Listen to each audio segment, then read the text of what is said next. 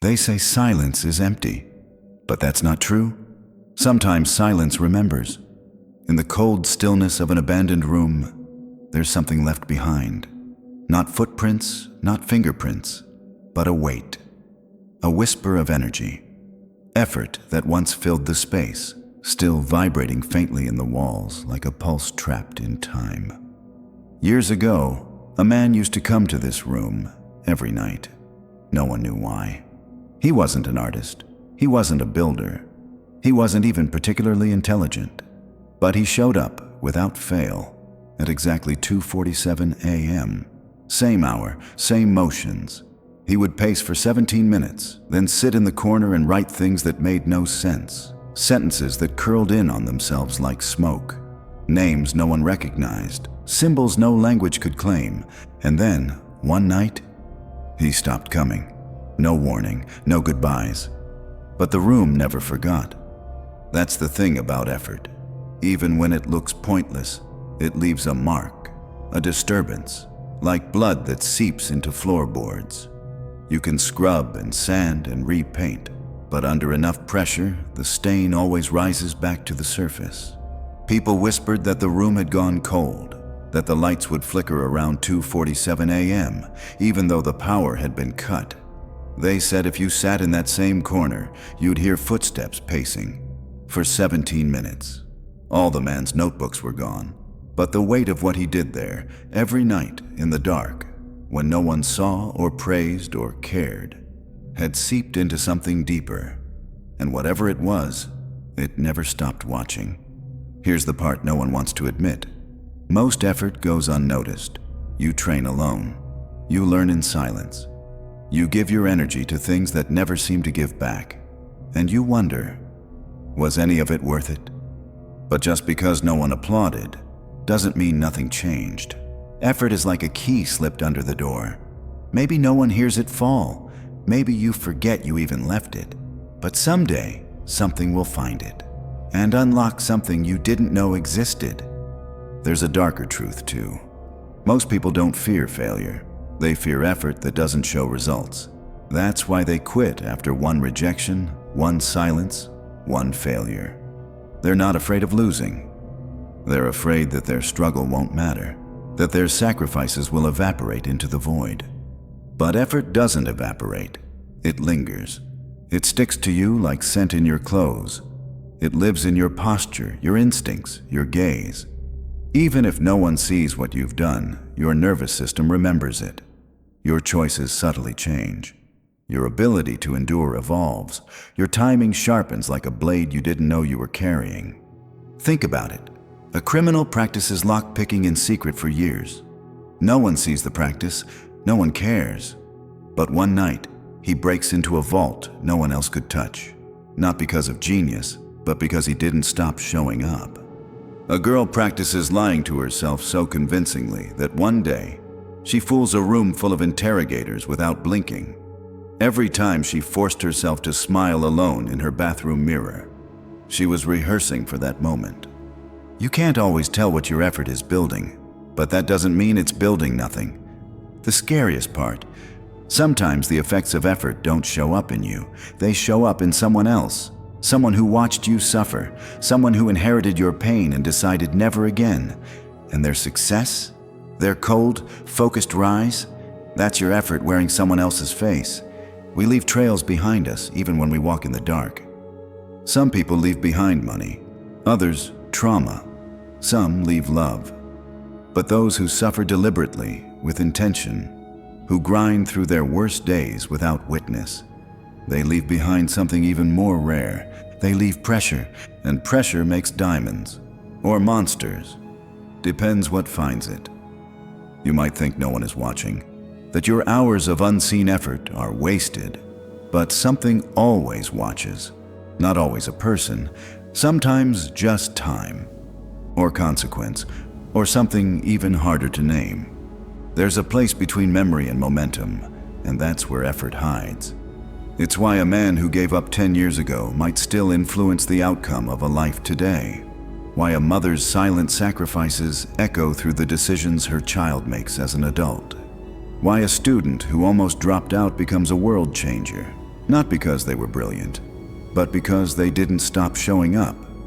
Even when it looked like no one cared, even when it felt like it didn't matter, because effort always leaves a residue. And residues don't stay quiet forever.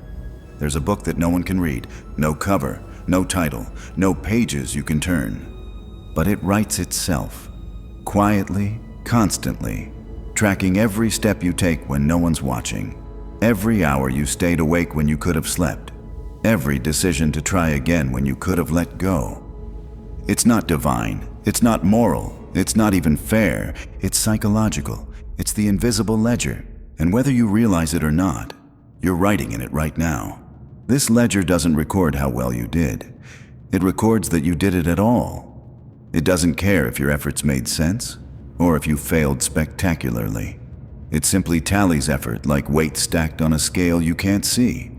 Every drop counts, every repetition, every bruise, every word you write and delete before anyone reads it. But here's the disturbing part. You don't control when it cashes out. One day, out of nowhere, something breaks in your favor. A pattern changes. A door opens. People call it luck or timing. They forget to mention the thousands of hours where you bled into the margins of that invisible book. The world only sees your highlight reel, but your nervous system remembers every missed shot. And it doesn't forget. You felt it before.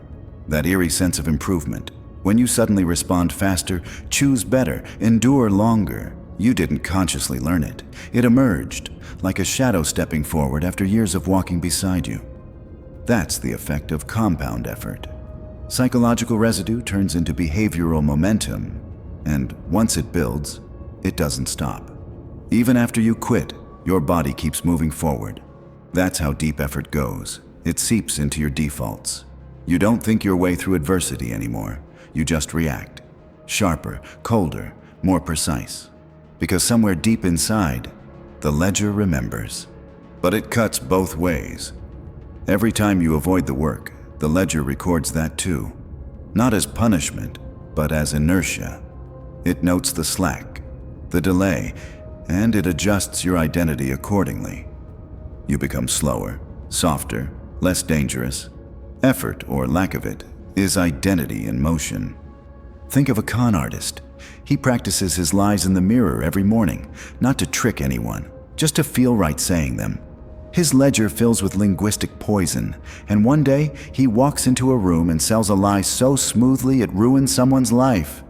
And he feels nothing. That's not luck. That's the ledger paying out. Or take a girl who learns to control her breathing through anxiety attacks. No applause, no medals, just breath after breath after breath. Years later, when she's trapped in a life-threatening situation, she's the only one who doesn't panic. Not because she's brave, but because she practiced when no one knew she was drowning. The ledger kept score. We like to pretend effort only counts when it gets results, but the brain doesn't work that way. It logs repetitions, and repetitions become reflexes. Reflexes become character. This is why you should be terrified of lazy people who pretend to work. Because what they're really building is weakness. They're writing lies into their own identity, practicing self-deceit so often that when it finally matters, they collapse. And they don't know why. They think they just weren't good enough. But in truth, their ledger had nothing left to offer. Now flip it. Someone else has been rejected 119 times. No one believes in them, not even themselves. But they keep going. One more time, one more try, one more repetition. On the 120th try, they break through. Not because that try was special, but because it was due. The ledger doesn't pay interest. It waits, it watches, and then without warning, it cashes out in public. This is why you can't compare yourself to others. Because what looks like a sudden rise is usually just debt being repaid. Effort accumulated in private that finally broke through. It's not linear, it's not fair, it's not logical, but it is inevitable. And here's what makes it more dangerous than people realize. The ledger doesn't just track skills, it tracks who you become. Are you the kind of person who pushes without validation? Are you the kind who practices when no one sees? Are you someone who does the right thing even when it looks pointless?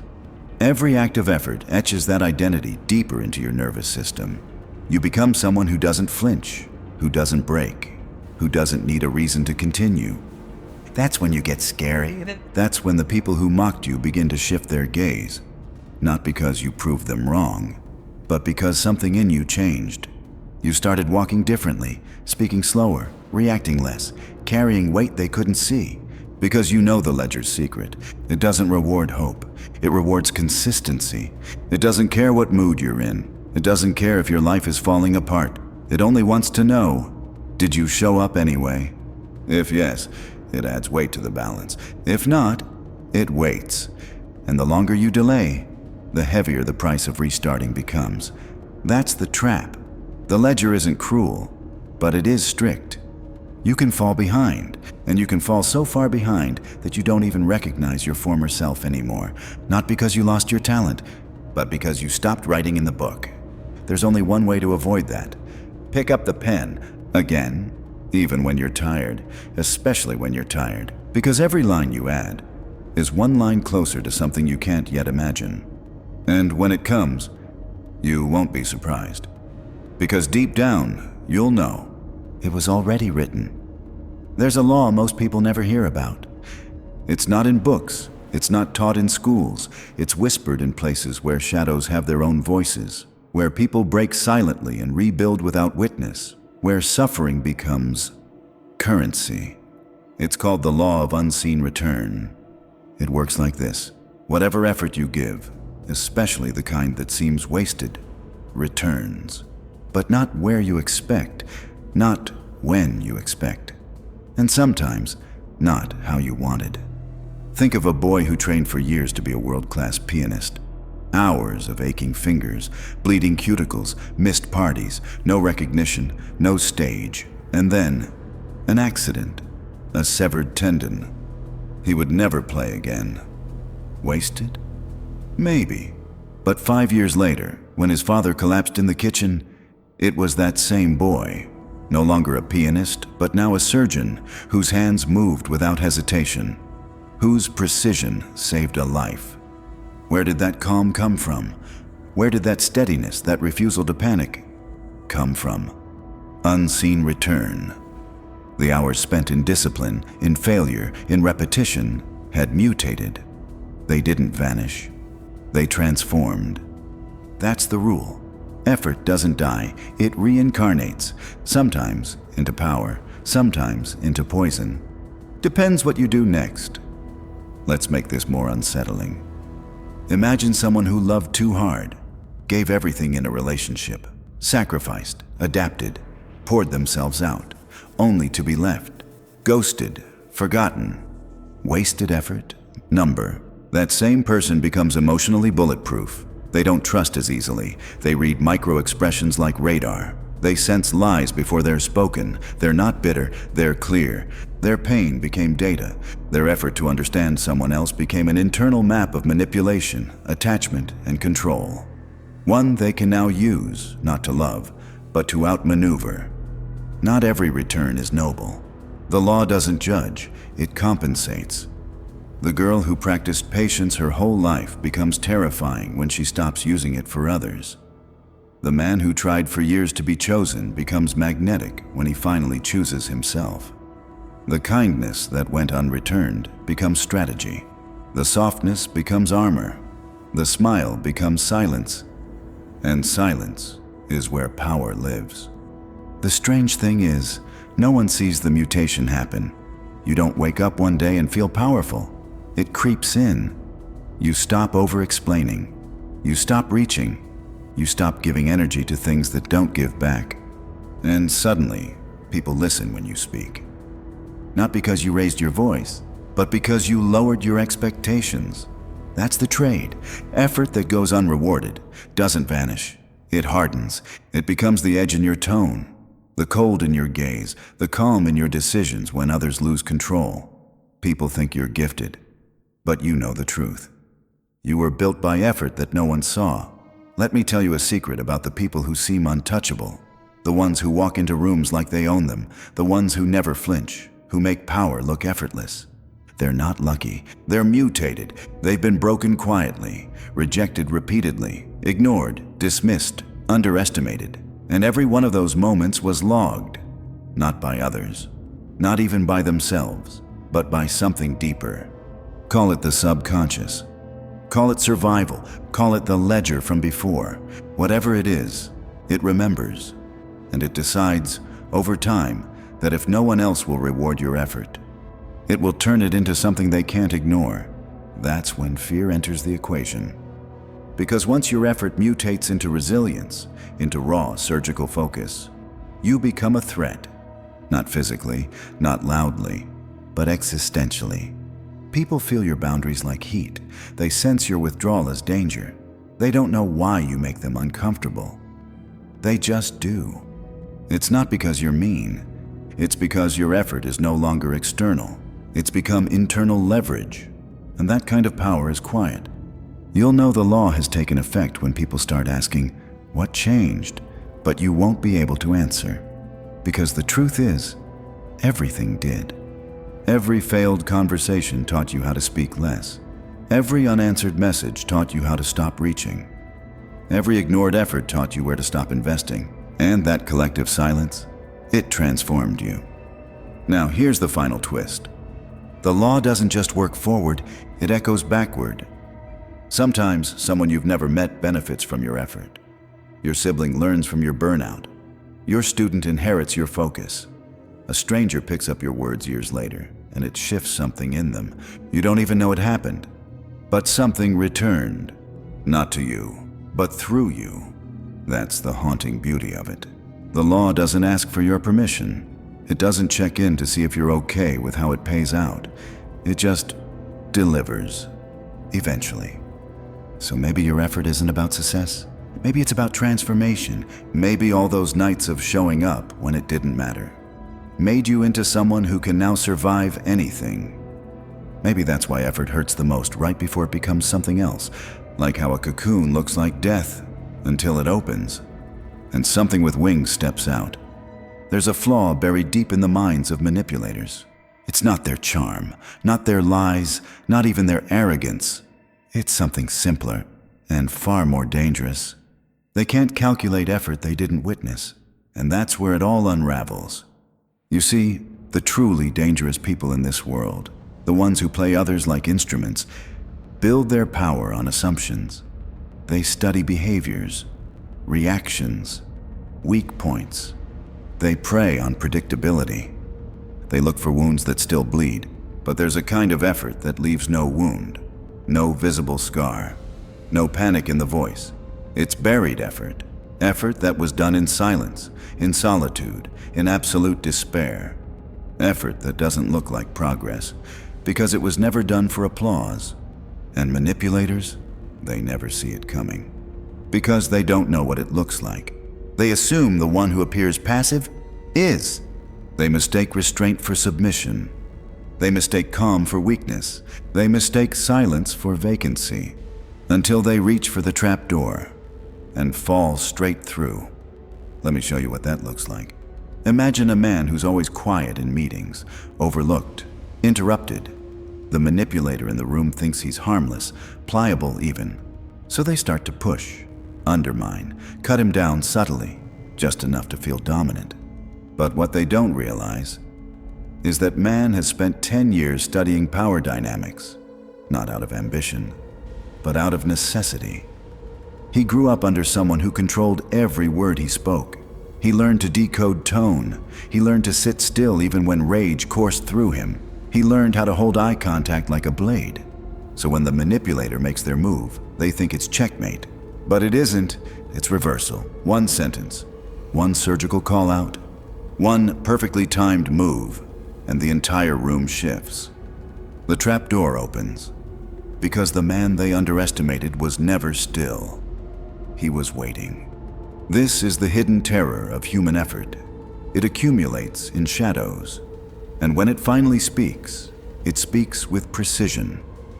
No emotion, no wasted movement. It doesn't scream. It whispers, and everyone listens. Manipulators rely on repetition. They test boundaries slowly, like boiling a frog. They look for emotional tells, guilt, shame, confusion, but effort erases those tells. Repetition builds control, and control becomes immunity. It's not that the manipulated don't feel anymore. It's that they've practiced not responding. And when someone no longer reacts, the manipulator loses their grip, because manipulation isn't about force, it's about leverage. And effort? Effort dissolves leverage. Let's go darker. The most frightening kind of person is not the one who fights back. It's the one who doesn't flinch when they're attacked, because manipulators feed on reaction. They throw bait, insults, fear, guilt, and wait for you to bite. But when you've put in the effort, when you've spent years training your nervous system to pause instead of panic, you don't bite. You watch, you study, you wait, and then you set the trap door. Effort turns victims into architects. They redesign the psychological terrain until the manipulator no longer knows which way is forward. Suddenly, they're second-guessing themselves, wondering if you know something, wondering if they overplayed their hand. That doubt? That's the beginning of collapse. Because manipulators aren't brave, they're opportunists. And the moment they sense the terrain is rigged, they retreat. Now, here's the twist. Most people don't even realize they're building a trapdoor. They just think they're surviving, healing, getting stronger. But every act of emotional regulation, every confrontation you walked away from, every time you didn't react when they tried to get under your skin, that was the blueprint. You were building something they couldn't see, a hidden mechanism beneath your exterior. And one day, they step on it and fall. This doesn't mean you're a predator. It means you're no longer prey. It means your effort has evolved into defense, into strategy, into boundaries so subtle they feel like velvet, until someone crosses them. Then they realize there was steel beneath the softness. This is the final blind spot of the manipulator. They forget effort changes people. They think the girl they gaslit 3 years ago is still the same girl, but she's not. She learned the pattern. She studied the tone. She trained herself not to be confused by affection that followed cruelty. So when he tries it again, she doesn't cry. She smiles and watches him fall through the same old script, alone. He thinks she's cold, but she's not. She's recalibrated. Because people who've suffered long enough eventually stop looking for rescue and start building exits. Trapdoors. Effort is transformation they can't account for, and that's the flaw that breaks them. It always feels like nothing is happening. That's the cruel part. You give, you show up, you push, you repeat, you break and rebuild and break again, and no one claps, no one sees, the world moves on. And it starts to seem pointless. But something ancient, quiet, and unblinking, is always collecting. It watches when you keep going long after logic says stop. It watches when you bite your tongue instead of lashing out. It watches when you choose to learn instead of escape. Every choice, every moment of discipline, every invisible act of will, it gathers, like dust in the corners of your life. Until one day it moves, and everything changes. This is the quiet hand that wins, the one that doesn't bluff, doesn't rush, doesn't need to prove anything. It's not flashy. It doesn't scream victory. It whispers inevitability. You don't even realize you're holding the final piece until you play it. A job opens, a door swings wide, a truth is exposed. Or maybe nothing dramatic happens at all. Maybe you just wake up one day and notice you no longer chase the people who ignored you. You no longer need the approval you used to bleed for. You no longer react the way they expect. And that, right there, is the checkmate. Because you've become the one thing no one saw coming. Stable, focused, unshakable, while others chased shortcuts, applause, power. You did something far more terrifying. You waited. You worked in the dark. You kept your hand steady. And now, no one can match them. Because they weren't trained in silence. They don't know how to endure without reward. But you do. You always did. And now, the quiet hand that held steady places the final piece. No flourish, no celebration. just stillness, and a truth that settles in like winter air. All the effort was never wasted. It was always moving toward this. Even when you couldn't see it, even when it hurt, even when it felt like loss, it was building something precise, inevitable, something no one could undo. Checkmate. The strange thing is, we rarely know the moment it happens. We think transformation comes with lightning, applause, a sign. But sometimes it arrives like a breath, a subtle shift, a quiet room that no longer feels empty. You look around and realize you've outgrown the cage that once held you. Not because it changed, but because you did. And all that effort you thought was buried, ignored, or wasted, it's in your eyes now. It's in the way you walk into a room without shrinking. It's in the way you speak, even when your voice shakes. It's in the way you leave, when something doesn't honor your value. It's all there, woven into your silence, your presence, your refusal to break. Others may not understand it. They'll say you're different, distant, colder. But the truth is, you've simply returned to yourself. And all that effort, it led you home. So if you ever feel like nothing's working, like your struggle is just noise in the void, remember this. Something remembers. Something inside you is still counting, still collecting, still aligning every moment, every scar, every lonely victory into a pattern you can't see yet. But one day you will, and you'll know. The quiet hand always wins, especially when no one's watching, especially when the world forgets, especially when it seems like it never mattered. Because that's when it matters the most.